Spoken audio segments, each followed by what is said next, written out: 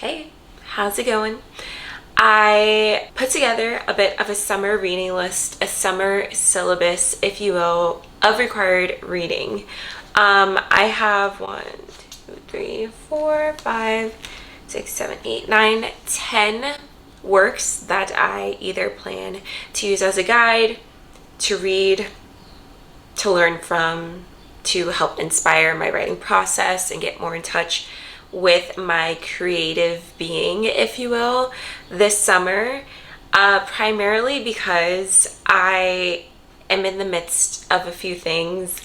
Number one, I'm getting married this fall, so I'm planning a wedding. I don't have a lot of time to read because wedding planning is taking a piece of that time. I also am starting an MFA program this fall, which is beyond exciting, and why I want to kind of charge and challenge myself to really begin to spend some more time and really cater to my creative being, because I will be doing an MFA this fall, starting one, which is exciting. So let me first start off with fiction, because fiction always has my heart. I don't know, poetry and fiction, they're like duking it out for first place, if I'm being honest. The first work that I want to dive into this summer is Heart Lamp by Banu Mushtaq. This is a collection of short stories. It just won the International Booker Prize in 2025. Which I was never one to really pay attention to, like, the Booker, but I did read Orbital, which was one of my favorite books and is one of my favorite books.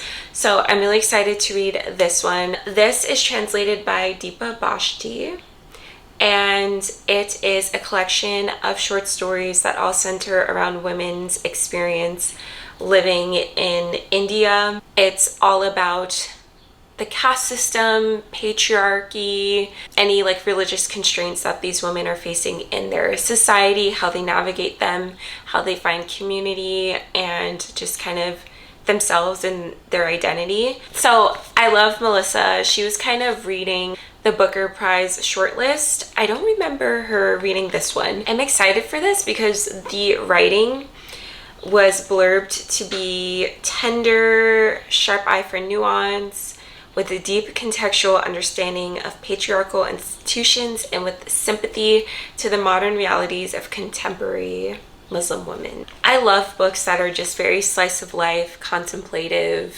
nuanced, right up my alley. So I feel like I really like this one. Forgive me if some of these books are a bit repetitive, because with formulating this list, there were some books that I'm like, okay, I need to read these because I've had them on my shelf for way too long. Written on the Body is one of them by Jeanette Winterson. I feel like I have not encountered a single bad review, or like a single critique of this, I should say, instead of a bad review. But I feel like Written on the Body, once again, is a book that will be very formative for me.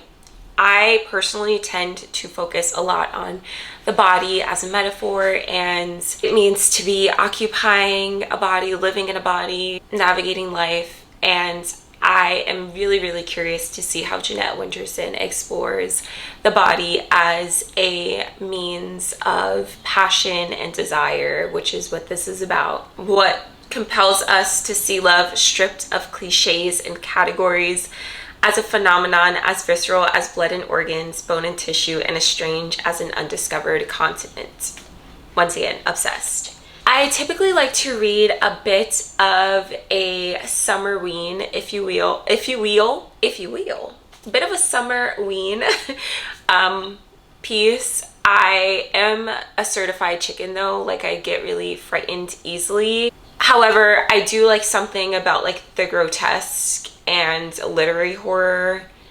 I love little monsters. I love little weird insects.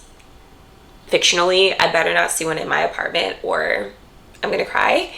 But this is Kafka's The Metamorphosis. I have never read anything by Kafka, so stack of shame.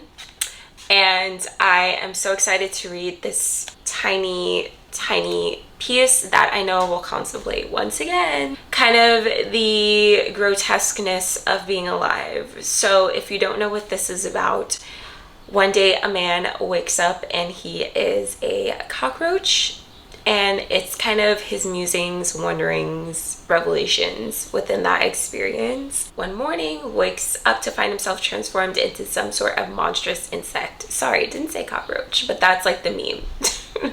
It sounds really, really good. It sounds like it might unsettle me, and I think that's good. It's good to be unsettled, especially when you're trying to think and craft your own stories and your own realities. Alana Ferrante has this beautiful quote that kind of I'm using as a quote that has inspired me, and I'm going to summarize it very terribly, but I'll insert a picture. And it says, writing becomes beautiful when it loses its beauty and embraces the ugliness of life. And I think that's what I need, and that's why I need books like this to kind of help me fuel myself. Lastly, a bit of a quiet, mundane slice of life set on a university classic that I plan to read this summer is Stoner by John Williams. I love, love, love a book where nothing happens. Give me Outline by Rachel Cusk. Give me Orbital by Samantha Harvey. I love a book where we're just following characters. It's a character study, and they're just telling us about their day. They're telling us about their life. It feels very podcast, but in a literary way, and just, I don't know, I love it. So that's why I plan to read Stoner by John Williams. All right, so very quickly, a poetry collection, or anthology I should say, that I'll be spending most of my time with this summer, especially in July, is Black Nature by, this is edited by Camille Dungy, who I absolutely love and adore her work. She is an amazing African-American nature poet. I read What to Eat, What to Drink, What to Leave for Poison by her and loved it. She has done the very great work of culminating so many African-American poets, maybe some more well-known poets and some lesser-known poets in here, and there are even some little blurbs about the poets, their inspiration behind the pieces. This feels like a dream. I just have not been able to read it. There are poems from 93 poets in here, ranging writing out of slavery, Reconstruction, the Harlem Renaissance, the Black Arts Movement, and late 20th and early 21st century African-American poetic movements. All right, let's get into some nonfiction. I really want to read these 3 pieces of nonfiction by 3 amazing women writers. I'll first start off with A Small Place by Jamaica Kincaid. I have slowly been making my way through Jamaica Kincaid's catalog. I've read Annie John, Lucy. This will be my 3rd piece of writing from her that I'll read. This is essentially a collection. Oh my god, is this nonfiction or fiction? That would be so embarrassing. No, it's an essay. I knew it was an essay. It's an essay that candidly appraises the 10 by 12 mile island in the British West Indies where she grew up, Antigua, and makes palpable the impact of European colonialism and tourism. I've seen snippets of this and I just think it's really brilliant, and have been trying to familiarize myself more with kind of like the West Indies, the Caribbean upbringing, and like the effects that colonialism has had on indigenous communities there. So I feel like this is a good stepping point for that. If you have any other recommendations, I'm definitely in the market for any essays. They could be posted anywhere, a part of any collection.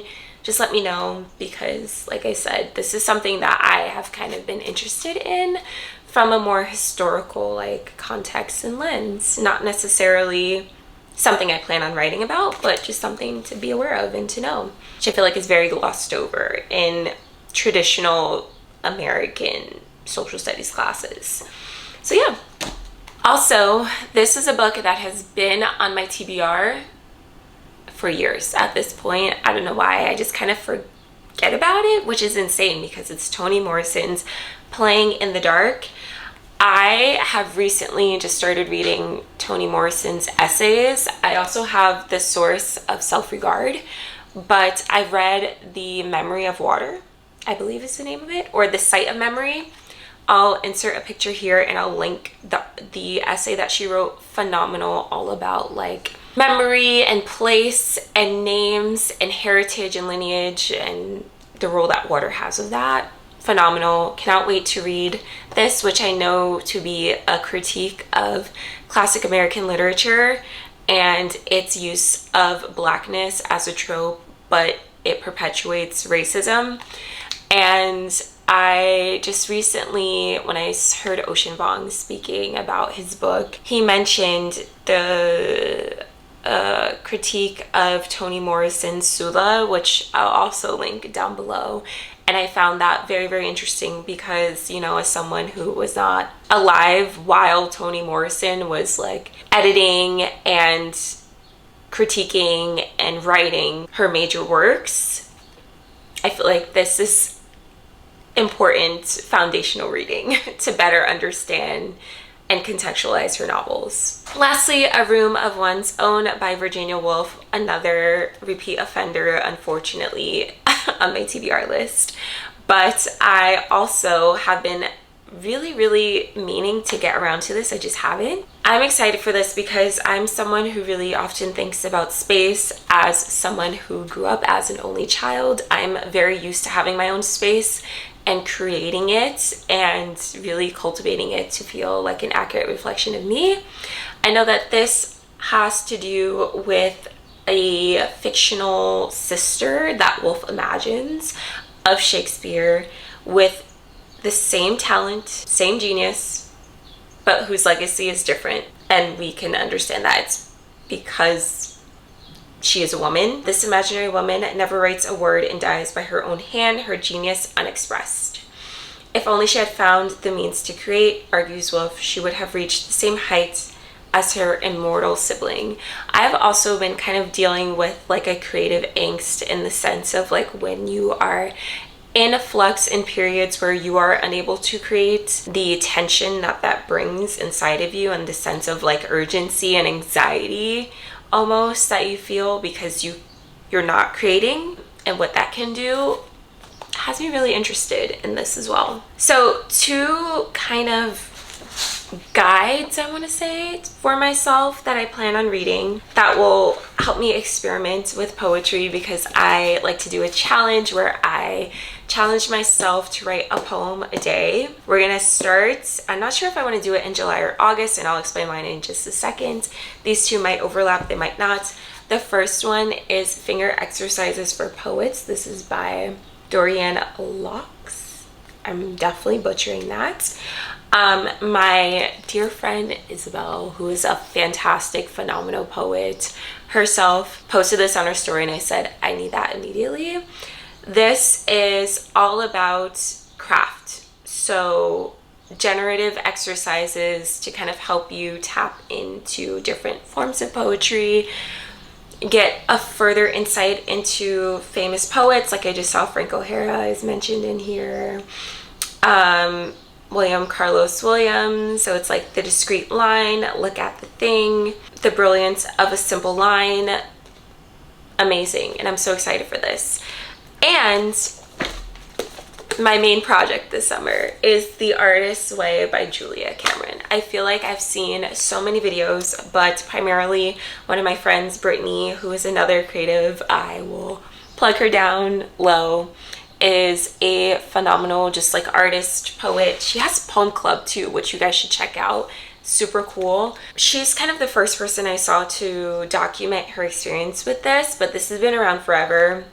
This is the 30th anniversary edition of The Artist's Way, and if you're unfamiliar with it, it is a, I believe, 6-week program that you follow with different days and different prompts to kind of help you get more aligned with your creative being and your creativity, kind of tap into that. I feel like now's the time for me to really re-identify and reconfigure my creative self and who I am and have a good sense of that to prepare for my MFA.